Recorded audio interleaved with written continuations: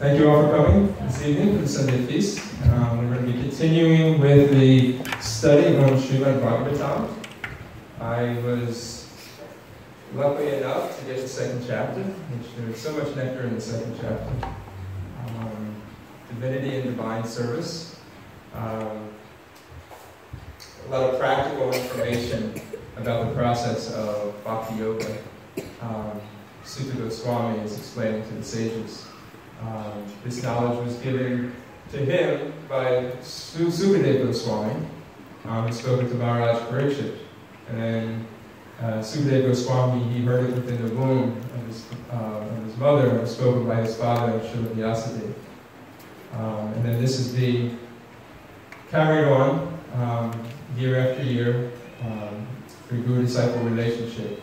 So Srila Prabhupada brought it to the West, and he made this available to us.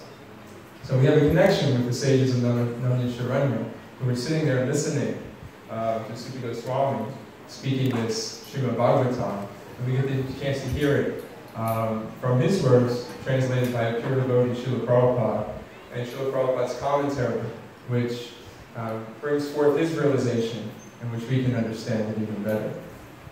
So there is a course, as the gentleman mentioned, it's a pilot program that the temple is running. How many people here are officially enrolled in the Bhagavatam course? Okay, we got one, two, okay. Don't worry, if you're not enrolled in the course, you can still pay attention just as much. And if you would like to get the benefit of, the course comes with, I don't think there's no fee for the course, but there's some formal questions at the end that if you take it, I think at the end you may get a certificate that you've taken Srimad Bhagavatam, first canto, chapters 1, 2, and 3. So.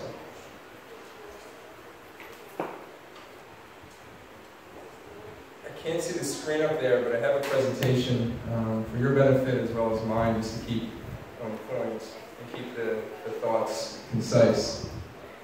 Is that showing up there? Working on it? Okay. Narayanam namaskritam naram chaiva narotamam devam saraswatim vyasam tato jayam udirayit. Before reciting Srimad Bhagavatam, one should first, which is the very means of conquest, one should first offer their respects to the Supreme Personality of Godhead, Narayan, and to Narayan Rishi, the supremest human being, and to the goddess of learning, Mother Saraswati, and the Srila Vyasadeva, the author. Nasta Praneshu Abhadreshu Nityam Bhagavata Sevaya Bhagavati Utamashtoke Bhakti Bhavati Naishtaki. By regular attendance in classes in Srimad Bhagavatam, in service to the pure devotee, all that is troublesome to the heart becomes almost completely destroyed, and service to the Supreme Lord becomes established as an irrevocable fact. Om Namo Bhagavate Vasudevaya. Om Namo Bhagavate Vasudevaya. Om Namo Bhagavate Vasudevaya. Om Namo Bhagavate Vasudevaya. Om Namo Bhagavate Vasudevaya. Om Namo Bhagavate Vasudevaya. Namo Vishnupadaya Krishnaprastaya Bhutale Srimate Bhaktivedanta Swami Niti Namine Namaste Saraswati Devi Gauravani Pracharine Nirvishesha Shunyavadi Pastyatya Deshatarine Manchakopatarubhyascha Kripasindhubhyevacha Patitanam Pavanebhyo Vaishnavebhyo Namo Namaha Shri Krishna Chaitanya Prabhu Nityananda Shri Advaita Viraha Shri Vasari Gaura Bhaktivinoda Hare Krishna, Krishna Krishna, Hare Hare, Hare Rama, Rama Rama, Hare Hare. So, a quick clarification on the Bhagavatam for this age. It's nice before you go into the study of something, and this will actually come up next week as well, or the next couple of weeks.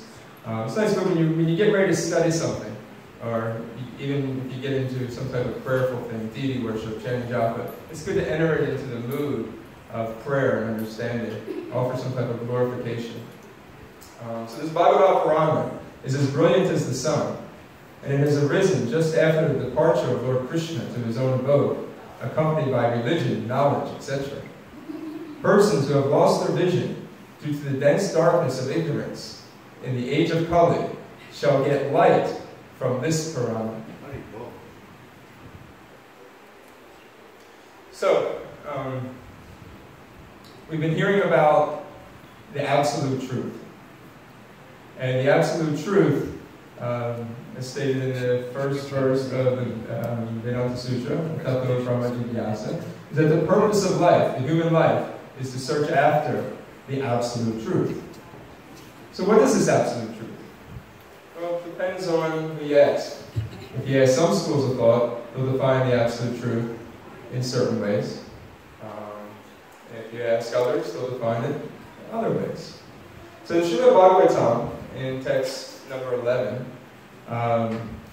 explains the absolute truth in 3 features. All the verses that I go through tonight, we're not going to chant the Sanskrit, but a couple I've selected just because they're well-known verses. It'd be good for everybody to chant them and hopefully remember them as well. So this is one of them. So I'll repeat, we'll just do it one time, line by line. Vedanti tattva vidas. Vedanti tattva vidas. Tattvam yajnanam advayam. Tattvam yajnanam advayam. Brahmameti paramatmeti. Brahmameti paramatmeti. Bhagavan iti sabyate. Bhagavan iti sabyate.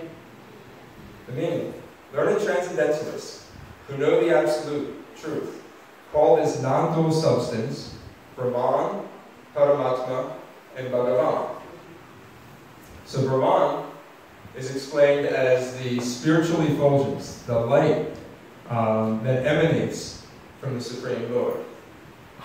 Paramatma is the localized form, the super soul of Krishna within everyone's heart. It's an expansion of Vishnu that resides within the heart of every living entity and accompanies the spirit soul on its journey here in the material world.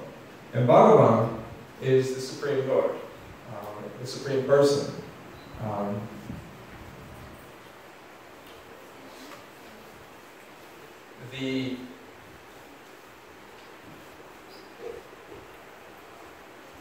You can know these 3 aspects, Brahman, Paramatma, and Bhagavan. There are 3 aspects of the absolute truth. And there's a process for getting to know those 3 aspects of the absolute truth.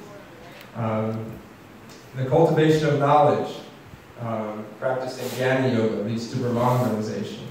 Astanga Yoga, meditation, is known as, are for those who are pursuing realization of the super soul. And for Bhakti Yoga, Bhagavan realization is led by worship of the Supreme Person. And we'll find a verse in the Bhagavad Gita 13:25 and 26 that explains this division and how each individual group of people who realize the absolute truth perform this type of worship. So it says that some perceive the super soul within themselves through meditation. They pursue Paramatma realization. Others through the cultivation of knowledge, Brahman realization, Jnana Yoga. And still others through working without fruitive desires. There are also those who begin to worship the Supreme Person by hearing about Him from others. Hearing, Shravana, the process of Bhakti Yoga. Srila Prabhupada gave the example of these 3 aspects of the absolute truth as that of a train or locomotive. He said there's a group of people in a town that never saw a train before, and they heard the train was coming through. And so they all gathered to wait for the locomotive to come through the station. And there was one group of people who saw the train from a distance, and it was this big bright light. And they concluded that the locomotive was a big bright light. And they ran back and told the town people that the locomotive, this train, was a big bright light. And still there were other people that stayed. And they saw the locomotive getting close, and they realized it's more than just a light. It's actually a machine. It has tracks and wheels, and there's a whole component to it. And they ran back and they told people that it's not just a light; it's actually a machine. And then there was still a group of people that stayed and waited for it to actually come in to the station. And they realized that there's a conductor on the train. There's people on the train, there's life, there's personality, there's form, there's activity. And that's compared to Bhagavan realization. The light, obviously, compared to Brahman realization. So there's a process, depending on what level of realization you had to get to there. And that is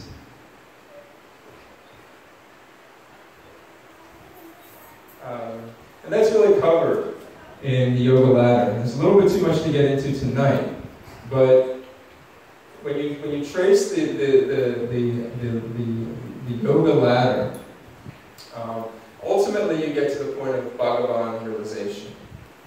And Srila Prabhupada explains in the purport that Bhagavan realization is the last word in the Absolute Truth. Brahman realization and Paramatma realization are just partial realizations within the Absolute Truth. Real quick, to get to Bhagavan realization requires the process of Bhakti Yoga. And you can graduate from Paramatma realization or Brahman realization through the process of engaging in Bhakti Yoga. Bhakti Mama Vijayanati, Krishna says, one can know me as I am only by the process of devotional service. One can know Krishna, Bhagavan, only through the process of devotional service. And you may ask yourself, well, wait a second. I'm sitting here worshiping Krishna, and I didn't go through, the process of Karma Yoga and Jnana Yoga and Astanga Yoga and Yama Niyama, Asana, Pranayama, Pratyahara, Dharana, Dhyana, Samadhi. I didn't go through all that. I didn't study the Vedas intensely and get elevated to the process of, Bhagavan realization. So how did I get here? Well, there's something called the elevator of Bhakti Yoga. That one can come to know Bhagavan by the blessings, by the grace of a devotee of Bhagavan.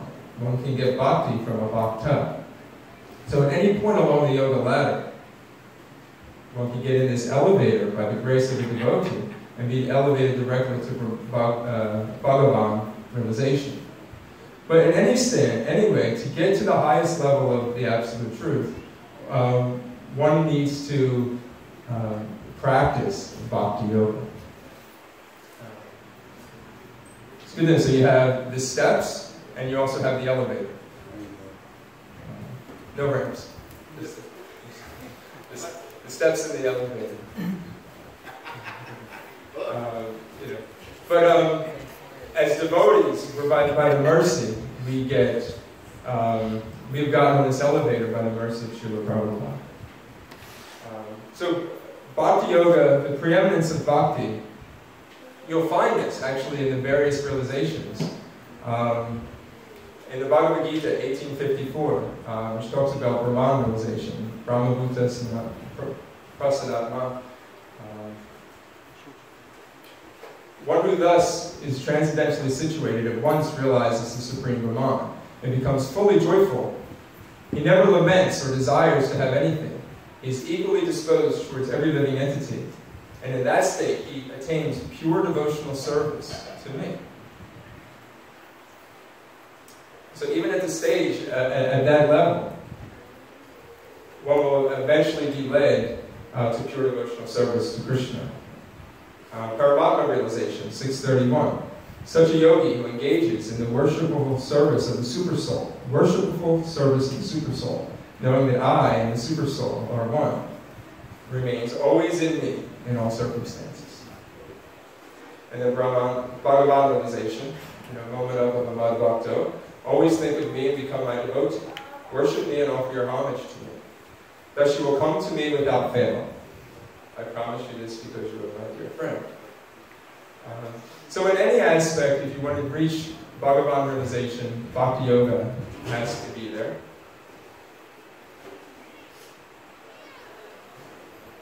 Which then leads to the process of Bhakti Yoga. And the next section of the Bhagavatam here goes through the process of elevation into Bhakti Yoga. Text 14. Therefore, with one pointed attention, one should constantly hear about, glorify, remember and worship the personality of Godhead, who is the protector of his devotees. So at this point, Srila Prabhupada mentions that the desire to glorify others and for personal glorification needs to be dovetailed and directed to Krishna. And he gives the example that every day there's newspapers that are published, and they're glorifying a politician, a sports figure, even they're writing about criminals, on the news. There's a tendency for us to talk about and glorify others as well as direct attention towards ourselves. But on the path of Bhakti Yoga, one has to change that and change that around to find attraction for glorifying the Supreme Person, Lord Krishna. And then with sword in hand, intelligent men cut through the binding knots of reactionary work, karma. How? By remembering the personality of Godhead. And he says, therefore, who will not pay attention to this message? Now, this is important, and I'm going to jump ahead a little bit to the end of the chapter, which talks about how Krishna expands into this world as the three guna avatars, Brahma, Vishnu, and Shiva. And Srila Prabhupada mentions that Brahma, he's in charge of creating this material world.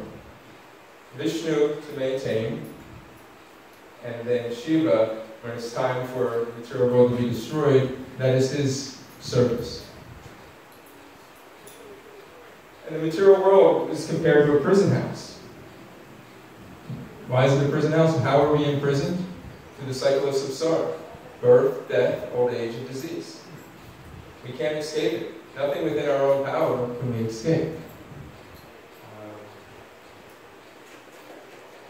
So, in the same way, Srila Prabhupada mentions that a prison house is run under the control of the state. Same thing, the material world is run under the control of the Supreme Lord Vishnu. And therefore, if you want to get out of the prison house, you have to abide by the rules of the state, or in this case, the rules of Lord Vishnu. So you can't get out on your own. And that's really the difference, where the difference comes when you get to the devotee versus the yogi. The yogi is always trying to pull himself up by his own power, stage after stage. From asana to pranayama, the yamas, the niyamas. They're trying to do this on their own. However, the devotee is in the hands of the Lord, and has put himself under the protection of the Lord to make advancement, the Lord and his devotees. So we can't get out of this material world on our own. However, we can be led out with good behavior. So there's a verse, Davidiyeshu gunamayi mamanaradarataya mameliye prapadyante mayam etam tarantate. That this material world, the rules are very stringent. However, and it's almost impossible to overcome. But one can cross over them by surrendering to Krishna. And Krishna takes care and allows us out. So one may ask then, therefore, who will not pay attention to his message? That's what Sutta Goswami asks, which leads to the next verse. Text number 16, we'll chant this. Shushushro Shradhanasha Shushushro Shradhanasha Vasudeva Kataruchi Vasudeva Kataruchi Sayam Mahat Sevaya Vipra Sayam Mahat Sevaya Vipra Punyatirtha Nishevana Punyatirtha Nishevana. O twice-born sages, by serving those devotees who are completely free from all vice, great service is done. By such service, one gains an affinity for hearing the message of Vasudeva. So who will not hear this message? There comes a point in every practitioner's life where they're faced with the fact that I'm not feeling the taste. There's a disconnect from what I read about and what I hear I should be feeling and what I actually feel. The taste isn't there. You're sitting there chanting, Hare Krishna, Krishna Krishna, Hare Hare, Hare Rama, Rama Rama, Hare Hare. But the ecstasy is not coming. And you're thinking, you keep looking to see how many more bees do I have until I finish this round. Because the ecstasy isn't there. You don't want to chant more, you're looking to see when the end is coming. You sit there reading Bhagavatam, which is supposed to be the very conquest for the sage, which is supposed to give light to the darkened world. And we're sitting there, just kind of nodding off as we're reading, and we think, oh my gosh, another long purport. Instead of thinking, wow, this is tremendous knowledge. I want to drink more. So the taste isn't there. The taste, in every practitioner's life, at some point along the stage, you have to realize that I'm not feeling that taste. So what is the missing ingredient? How do I get this taste? This verse explains how you get the taste. By serving those devotees who are completely free from all vice, a great service is done. And what happens? By doing the service, by serving those devotees, one gains an affinity for hearing the message of God. Then all of a sudden you want to hear. So how does that work exactly? Srila Prabhupada explains in his purport to this verse. By serving the servants of the Lord, one gradually gets the quality of such servants, and thus one becomes qualified to hear the glories of God. So you get the qualities of the servants, of those who have these very advanced qualities. The eagerness to hear about God is the first qualification of a devotee eligible for entering into the kingdom of God. So faith is developed in the association of advanced devotees. And when I say faith, I'm not just talking about a belief. I'm here because I'm a believer. Not that type of faith. The faith of where have you taken shelter? When you hear the holy name, when you read Srimad Bhagavatam, when you come to a place of worship, that you're really fully immersed in taking shelter of that. Your mind isn't distracted by anything else. You said, wherever the mind goes, that is not where I want to take shelter. I want to take shelter in the holy name. I want to take shelter in the pages of Srimad Bhagavatam. How do you get that? Through the association of advanced devotees. Because they can give you what they have. And it brings about a faith that, yes, I can do this as well. It's like a professional athlete. If you just have a group of people that are training, and they'll think, okay, I'm doing this, but am I doing it right? And then they look on TV and they see these high-level athletes, and they say, well, I'm never going to get there. But if you train every day with one, and you see the regimen that they do, and you follow in their footsteps, now all of a sudden at least you have the concept, if I do what they do, it's going to bring about some success. So the association of advanced souls brings about an eagerness to hear. And when it happens, it becomes real. It's not something that's imposed upon us. It's not something that we just hear about. And we feel, well, that's not where I am. You hear about it. And and then it becomes something real. It becomes tangible. And this is something that many of you, I'm sure, have already experienced. When you're around elevated souls who their only desire is to serve Krishna, it becomes something somewhat miraculous. You see a change in your life, like, wow, like here I am considering all these things, and now I'm in the association of these devotees, and it just seems like all of a sudden none of these things make a difference anymore. All my worries kind of seem to go aside. I just want to sit here and hear about Krishna. That's the power of the pure devotee.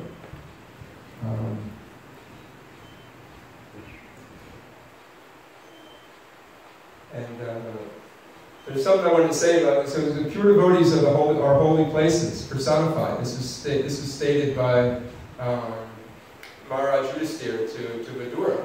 He says, you don't have to travel necessarily to the holy Dham. The idea that these devotees travel from place to place is because, like you see traveling sannyasis, the idea is that they carry Krishna within themselves. So they're traveling holy dharmas to give their association. So when they come, it's the idea to serve them and to get and hear transcendental messages that are supposed to uplift their lives. We also have the benefit, as I said earlier, by the purports that Srila Prabhupada gave us. Because we have the association of the pure devotee and his realizations within those purports. He just didn't give us the text of the Srimad Bhagavatam. He gave us the text and the purports to give us his association, his vani. Those fortunate souls that had personal association with Srila Prabhupada are very rare. But his vani will carry on in the words of his books for thousands and thousands of years.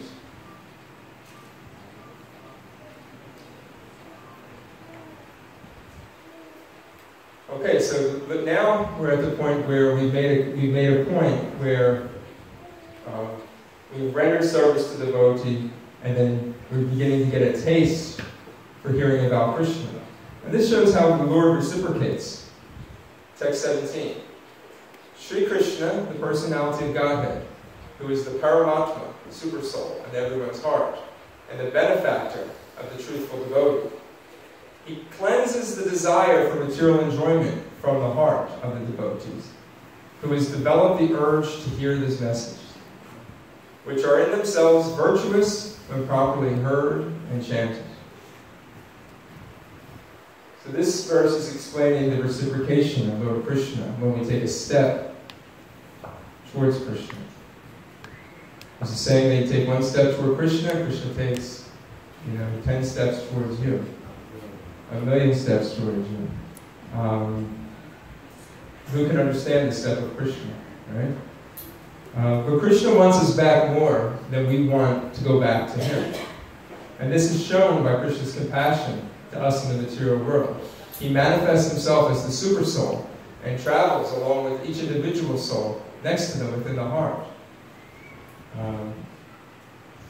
He manifests himself through the pages of the scriptures. He manifests himself through the agency of Guru. He comes and descends in the form of the holy name. So even just walking down the street, one can hear the holy name, and one's spiritual life can become awakened.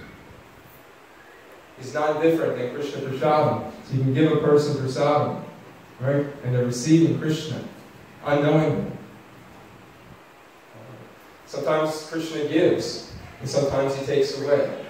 And this can be very difficult to understand as well. But in any way, in every way, Krishna is always benefiting the devotee. Sometimes you hear that, I think it's sometimes used as an encouragement. All the problems kind of went away. It doesn't always happen that way. Sometimes you begin the process of Krishna consciousness, and sometimes things that you don't quite understand start happening in your life. This is Krishna moving. But it's really Krishna, it's really to help take away and help you separate from the material world. That's his mercy. It's important to know that because a lot of times people go to God for the good stuff. I need some money. I need some good luck. I need things to work out for me. Job.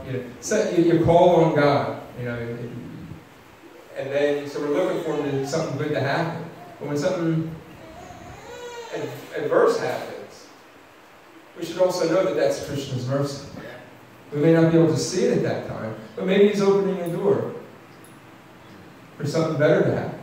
There's a saying that if I'm holding this and you try to give me something better, I can't receive it until I put this down. And I might not want to put it there. And Krishna may want to give me something better. So he slaps it out of my hand. And I say, why did you do that? What kind of God is this? What kind of merciful God is this? And the next thing you know, you have something much better.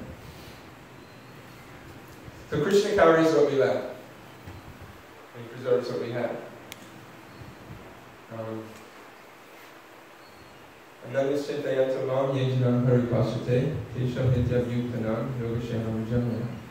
And when we surrender to Krishna, Krishna promises that we'll carry what we lack and preserve what we have. Tesam Satate Yuktama, Bhajatam Pratipurva, Vedam Yumi Yoga Yinamam. That Krishna, he destroys with the torchlight of knowledge the darkness born of ignorance. That whenever there's anything, Krishna provides that knowledge. If there's any lacking on our part, Krishna is there to provide it. That is his promise to us. This is how Krishna reciprocates. He removes, he cleanses the desire for material enjoyment within the heart. Now, I wanted to give a couple examples about what are those obstacles and how they can manifest in the hearts of the devotees. I hope this will be good. A lot of times we hear that, the common obstacles, lust, anger, greed. But how do those things manifest? The desire for profit, adoration, distinction. How do those things manifest?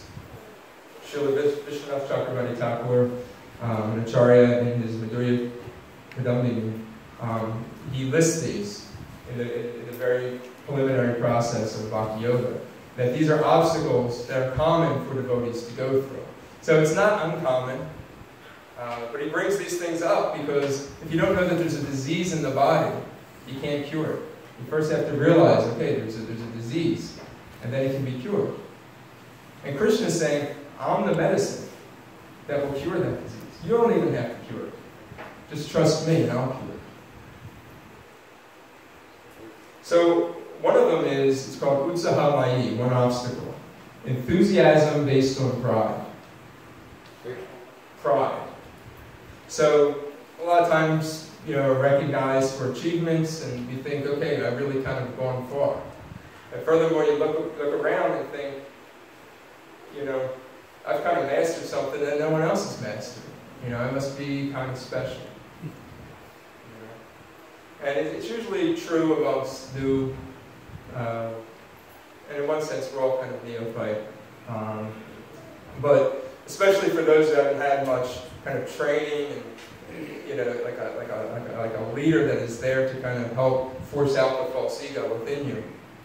I remember at one point, I came to Mangal Artik one morning. I wasn't coming to Mangal Artik very regularly, but every once in a while I came, and I was just thinking to myself, so proud, like, look at me, I came to Mangal Artik. How many people are not coming to Mangal Artik? And I was just thinking like that in my mind, and I was thinking, well, luckily, some logic, some super soul kind of kicked in and said, you came like one time in like 2 months. Right? What do you have, like,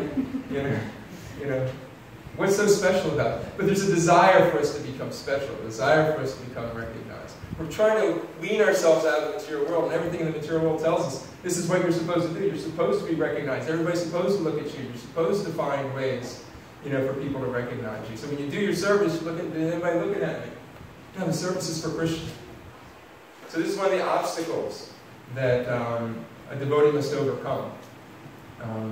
This can kind of be funny as we go through. At least it was good for me, because as I went through these, I was thinking, yep. I had all these buttons. But the next one is unsteadiness and devotional commitment. And this goes for maintaining and improving our devotional commitment. So sometimes you just have a hard time, staying up to your sadhana. Every day we should chant, every day we should hear. But sometimes things come up. Sometimes we can't do it. We have a weakness of heart. We set other priorities. And we just tell ourselves, well, we can't do it. It's not possible for me. Or we get to a point where we have mastered a certain level of sadhana. Say we chant 4 rounds every day. But we don't have any desire to go up higher and say, okay, let me chant more. I chant 16 rounds. Let me chant more.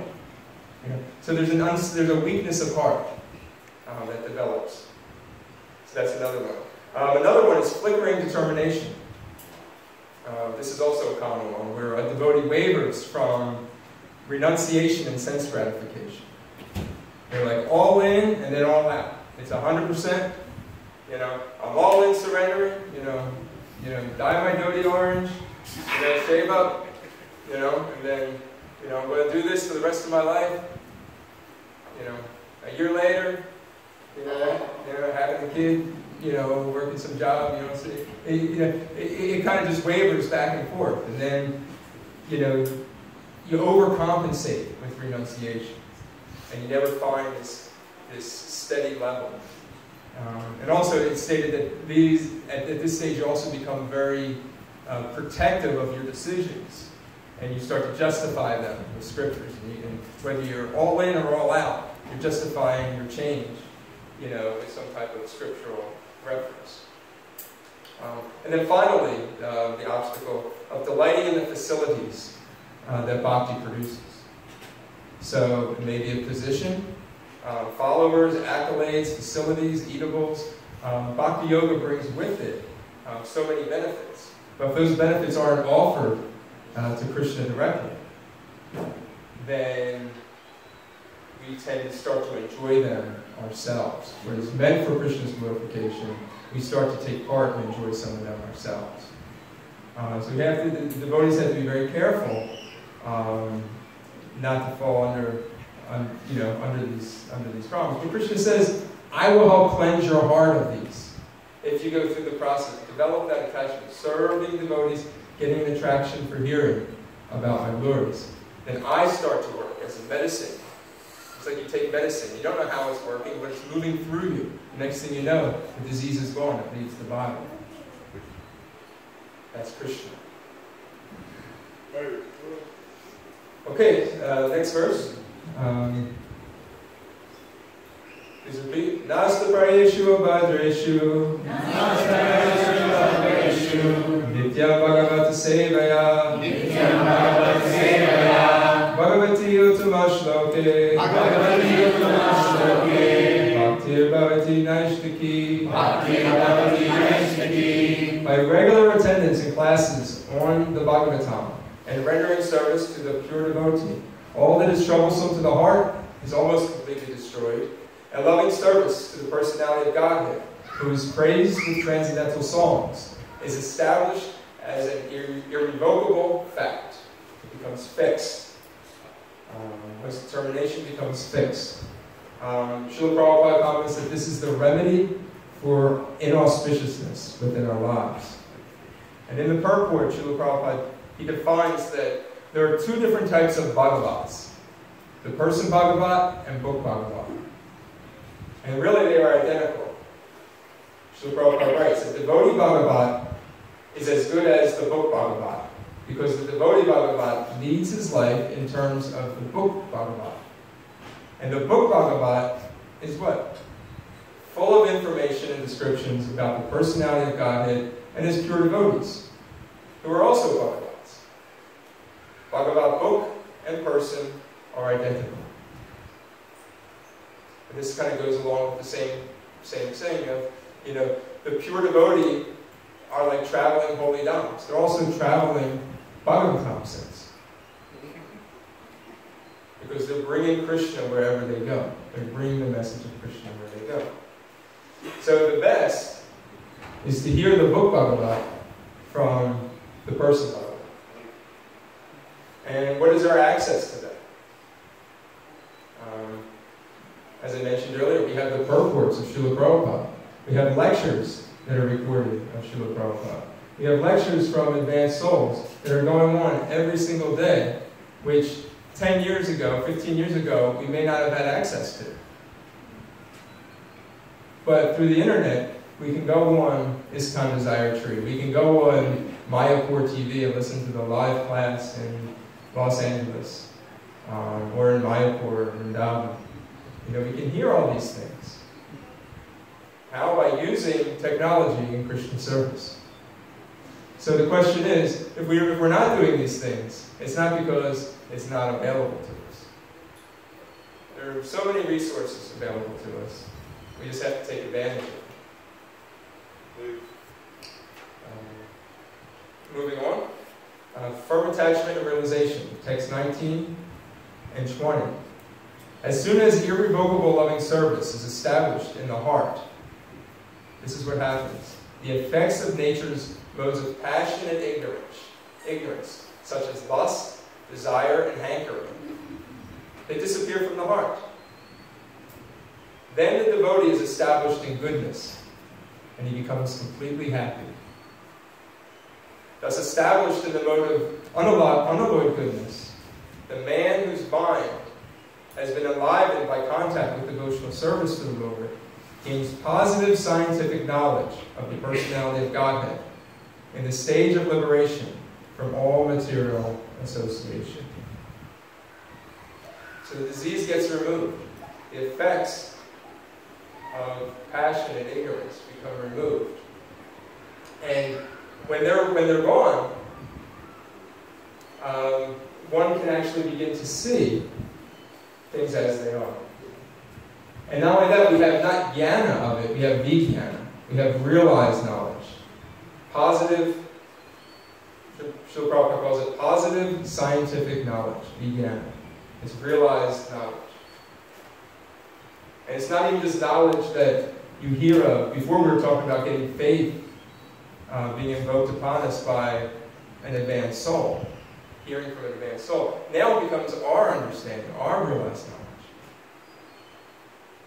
These are the stages of bhakti. So, wrapping up, freedom from false ego. Please repeat. Vidyate hridaya grantish. Vidyate hridaya grantish. Shidyanti sarva samshaya. Shidyanti sarva samshaya. Shyanti chasya karmani. Shyanti chasya karmani. Drista ivat manishvare. Drista ivat manishvare. Thus the knot in the heart is pierced, and all misgivings are cut into pieces. The chain of fruitive action is terminated when one sees the self as master. So we become free. And bhakti brings about this freedom. Ahankara becomes freedom from false ego, our identification with our body. That which is not, we begin to see. We are the spirit soul, eternal servant of Krishna. And we want that to be recognized as nothing more than eternal servant of Krishna. Servant to the servant of Krishna. We become completely satisfied with knowledge of that. Also, what is destroyed is theories and practices opposing devotional service. Whatever doubts that arise of why we should surrender to Krishna. Will surrendering to Krishna really fulfill my desires? Or is that just what people say?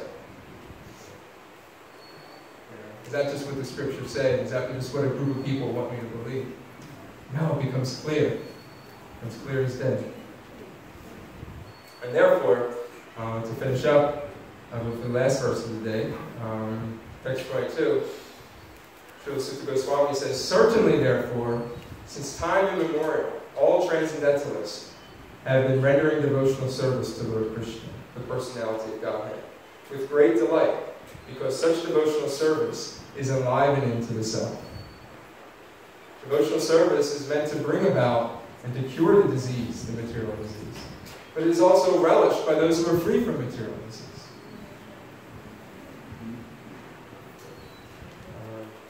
So in summary, tonight we covered the three features of the Absolute Truth.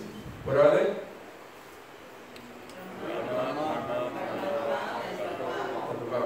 Which two are partial representations of the Absolute Truth?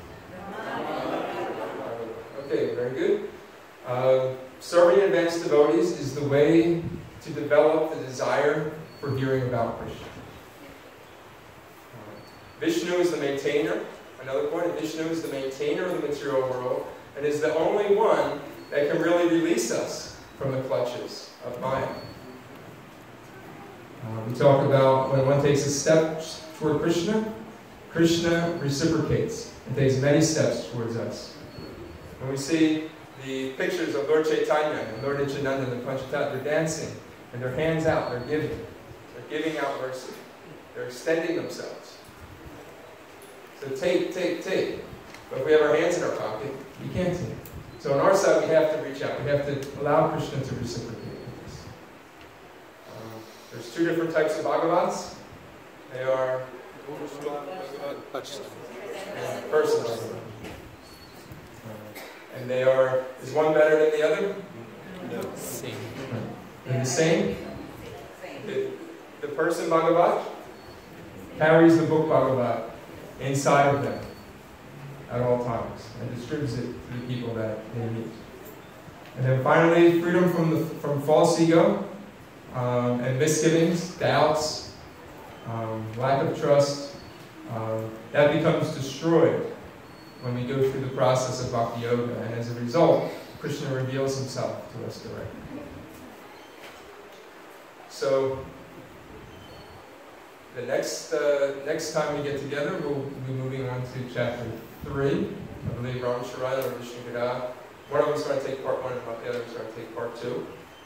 And we'll hear about the incarnations and pastimes of those incarnations. I will say that over the last couple of weeks, there's been a couple of people that have come to the temple just looking for sets of Srimad Bhagavatam. We've had, I think, 3 of them. People have come and they just came to pick up sets of Srimad Bhagavatam. So if you don't have one in your house, it's a very good thing to have. You never know, it's good to read it every day, but you never know when you're going to need it if you're not committed even at this point to reading it every day. It's just a good thing to have. So, Ramcharan, how much are they? The Bhagavatam? 18 volumes. 18, there's 18 volumes, 12 cantos. How much is it for a full set? $250. It's $250 for a full set. So if you're interested in getting a whole compilation of Srimad Bhagavatam in your house, you can speak to Ramcharan Prabhu. We're short of time, but if you have any questions, I would love to speak about it, maybe after class. Is that okay? I just have one question. Yes. Are we getting any questions so we can answer them?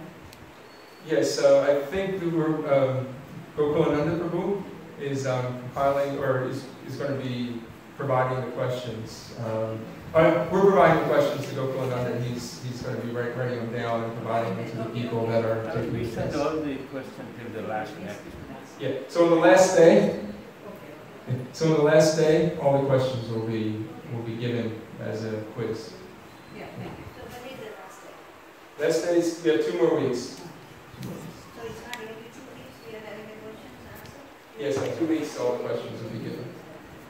So we are having questions after this? Yes. So you're going to give it to us as soon as day is done? No, the questions will be given at the end of the course.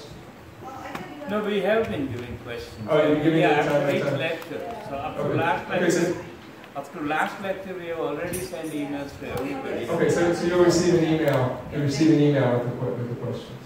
Thank you. If anybody wants to have any questions or comments about what we spoke about tonight, we can speak together after the announcements. Thank you, Srila Prabhupada ki jai. Dronacharya Srimad Bhagavatam ki jai. Srila Prabhupada ki jai.